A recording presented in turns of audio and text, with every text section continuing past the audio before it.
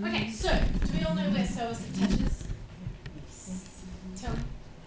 Psoas or iliopsoas? Well, Yes. well, okay. Well, I don't know. Actually, that's a good question. Well, it's all attached. Well, no, tell me go. I don't want to know. I know. Rough ideas. Roughly. Here, Psoas? through the pelvis, something. Yeah, T12, L1, L2, I think it's T12, L2, anterior, wraps over the front of the pelvis and attaches at the very top of the femurs. I don't know where it attaches, whether it's medial. Do you know? So, it's not very low down, it's quite high. It's very high. And you've got your four quadriceps, so you've got rec fem right over the top. Rec fem attaches up into your ASISs at the front. All the rest of your quads actually attach onto the bone. Yeah, around through. Well, some of them even just attach to the top of the third. No, all the rest of them are the top of the femur, aren't they? Yeah, the top of the femur, but they attach in obviously below in the tibia.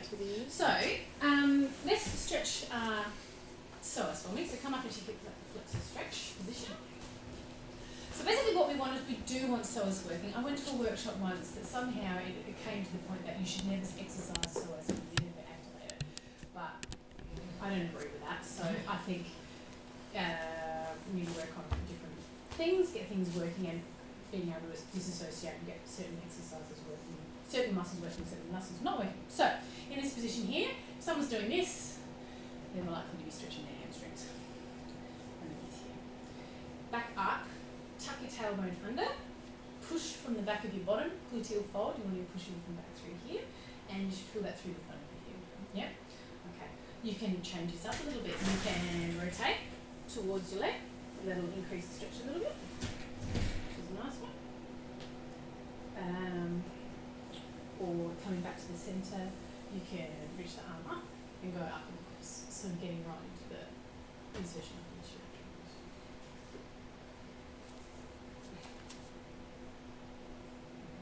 Cool.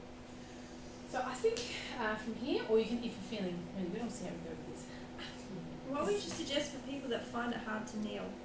I would put a towel or roll up your mat and put the roll just on the shin, not on the knee, so the knee's floating in space. Okay, Yeah. because otherwise you kind of change that height a bit of the pelvis. Yeah, so, but I think if it's underneath the tibia, then it's okay. Yeah, no, Then it that's should good. avoid any issues there. Cool, so we'll do the other side. I think it's really important to stretch your flexors and quads a little bit before, if you know someone's a bit overactive. And a nice thing to do is to do a bridge. See if they're in a bridge and they're in a position, so we'll rotate for a bit. So if someone does a bridge while you're stretching, someone does a bridge and they just can only get to here, and they just can't get this position, have a bit of a stretch for your quads first, and then see if they can open up. And that way they'll actually be able to activate the glutes. Because if they can't get to there, they're not going to be, because they're too tight, and they won't be able to activate their bottom. So, we'll come lie down our sides, we'll do our quad stretch. One down. Oh, sorry, we do your reach up and over one. You have to be even. OCD. I know, it's a little bit stressing, isn't it? Have you ever seen this one? These are flash pants. Got all the muscles, insertion. I haven't, yeah, nice one. It's really good. Oh, that's good. So yeah. Where's that from? Got it from the States actually, but it's muscular flash pack by Brian Edwards Publishing. But That's good, we've got That's a the- nice picture. when I was going through everything for my Pilates exam, I actually photocopied all of these and they were on like the toaster and the bathroom mirror and I've got some Netta ones that come in a box and they're good as well. like that. I made I've up- been like keyring. I wrote up and made up all my own ones for physio.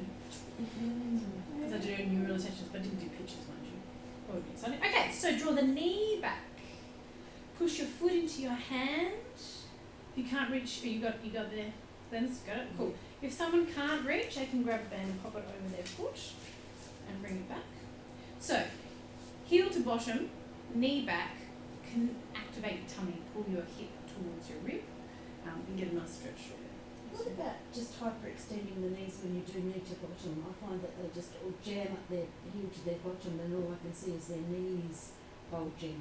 It's fair to push them out, isn't it? To get, Hyperextending, what do you mean? like, really tight. Like my knees can feel that with my heel right on my bottom. Yeah. Oh, it I doesn't. suggest pushing just a foot away a little bit. Yeah, and look, you'll find if you push your foot into your hand, you get more of a stretch. Yeah. But if then you create resistance, you try and pull your heel to your bottom, but also pushing your foot into your hand and drawing your knee back and pulling your tummy in. Cool, other side. Nice view. Cool, that side. Knee back, heel to bottom. So the insertion is the medial border. Of the psoas, So That's for the iliacus. Also the medial. It's the inside of. insertion is lesser trochanter of femur Yeah. for a short distance below along medial border of shaft, Mm-hmm. and your psoas And then is and the iliacus attaches on the inside of the ilium, doesn't it? Yeah. And then and the other one is lesser trochanter of femur for a short distance below along medial border. and then where does it attach to? The Origin. yeah. Anterior surfaces of transverse processes. Yeah. Discs of T12 all the way down to L5.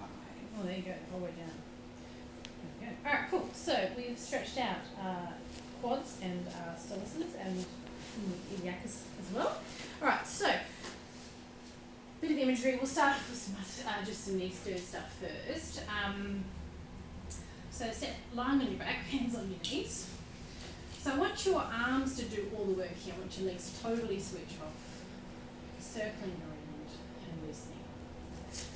You imagine your thigh bones, nice balls, end of your thigh bones rolling around in the sockets, all that nice synovial fluid flowing around, and go the other way. I want you to trick your legs a little bit. It's very easy for your legs to be doing everything. I want you to, if you let go of your hand, your leg will just drop to the floor. Alright, that's where we should be. Alright, so doing, just rolling and rolling. So nice and relaxed, good stuff. And then you can do some scissors in.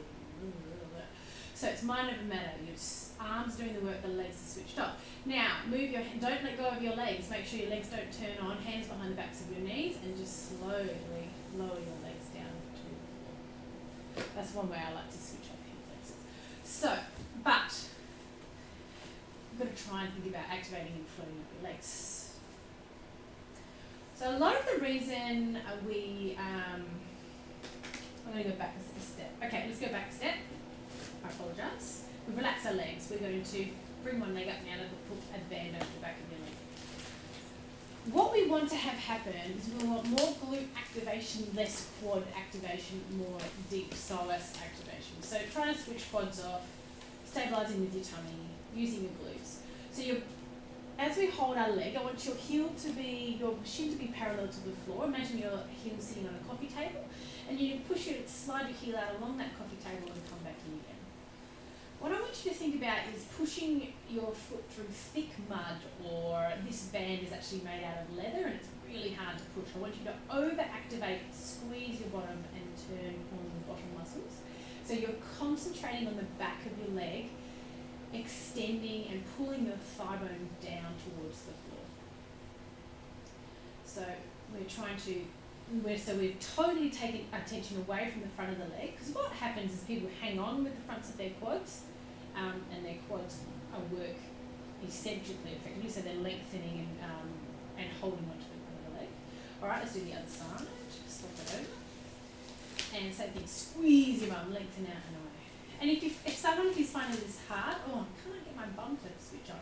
Grab the band with one hand if you can and one hand on the bottom, and you can do it that way as well. And then you can think about a little bit more sensory awareness, getting your hand on your bottom as well. Good, so heels sliding out horizontally, pushing out and away, and coming back in. Good, so what you don't want is someone kind of going up to the ceiling or doing something like that. You really want it to be pushing out and away nice and long. Alright, double legs. So, activate your abdominals, tailbone or back of the pelvis is heavy, your back is in neutral, you're stretching your legs out in the way, and you'll feel your tummy will work a bit more as well. Your neck and shoulders should be nice and relaxed, squeezing in the bottom. And it's a bit hard to switch on. Not too bad. Good. So this is one way that I try and get people to activate. And then so now, if we take the band away, bring your legs into chair position. But dropping your knees ever so slightly in towards your chest will help to switch off your hip flexors a little bit too. And thinking about breath in, activating the abdominals, squeezing your bottom and lengthening your leg out and away. You're coming back in again. And the other side, squeezing the bottom, lengthening out and away. You're coming back in again. So we're mimicking that same movement and thinking about that bottom that we've overactivated to try and, I like to imagine even, not my foot, not my knee, thinking about activating my bottom, drawing the thigh bone backwards in the joint and pulling it backwards and away. Or the sensation of if you come back into the centre and you have your hands on your kneecaps, your thigh bones are dropping down heavy down into the sockets. So your thigh bone drops in heavy and down, and then you let the back of your leg pull the thigh bone in the socket and pull it back. So, and whether you need to stop and relax the legs again and loosen them up a little bit. Does it help if we place our hands like sort of like under, like, you know, not on their bum, but like just above their bum? Is it like closer to that as you stand up? Yeah, and putting your hands here. Absolutely, I get them because so many people just can't. Yeah. Their brain and their bottoms don't Yeah. work together. But they don't. They're just like, I can't get that muscle. So by having your hands on there, it works really well to help out. And then you get the people who can I have a chi ball. The people who have a fair amount of adipose tissue over their abdominal area.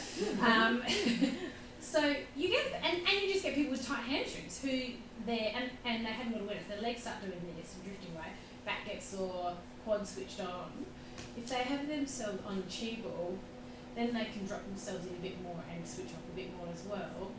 And this is really good. So then they can start in that nice relaxed position, squeeze the bottom, lengthen out and away, and come back in again, and go from there. So I was trying to think of some other exercises and other ways that I would do it, other than just thinking like these sorts of things. But this is all still really quad, kind of trying to get quads working. But this is effectively acting as a hip flexor as well. And even, you know, these sorts of things as well. Which would be like springs with a reformer. Yeah. Whether if someone's really overactivated, you could then get them to do this and try and give them some assistance as well. So, Would you talk about back line more? There's an exercise called kneading, and it's technically gyro, which is quite good for just quietening the front line. Yeah. Where you think of a line here, think of a line here, here, and at the back. And if you're connecting all of them, pushing away, and you press them to like skirting or something, and to the point that you're lifting the heel. So it's mostly back line, but you're all connected, and then you kind of knead and push. And I find that it's more back line and really opening up the hips at the same time. And when you've done a series and you speed it up, then the back line kind of buzzes a lot more and that's awesome. That's quite nice. No, I did a hip course, and what we did is which was the same concept, is that we did a bridge and just a bridge. Yeah, bridge came up and back down again. You felt your back where your pelvis was a bit unstable. And then we literally did a bit of PNF, so we're doing exactly the same thing, and you do that, and it's totally different. So, yeah, because it's interesting, because if you think about your pushing out, coming back in, no, you wouldn't be, it's kind of, it is a bit opposite, but yeah, if you turned on your psoas, it would actually assist with that as well. Yeah. But that's switching off. Yeah. Drawing So, it's like a real deep push fold out. at the hip. Yeah. Not an overactivation. And that's the kind of thing you want to think of, is like that hip bone drawing down and into the hip socket. So in, push out. Yeah, I like that. And push out. And that's whenever your legs are out, you want to think about long legs. So even with all your leg floats and all those sorts of things. It's a long leg and not really exactly there. There. What else was I looking at? Anything else? Another psoas kind of stretch, you know how you know your psoas stretch. Offset. You can lay on a table, obviously, Yeah. and drop your leg and hug through your chest. Yeah. Doing Thomas. that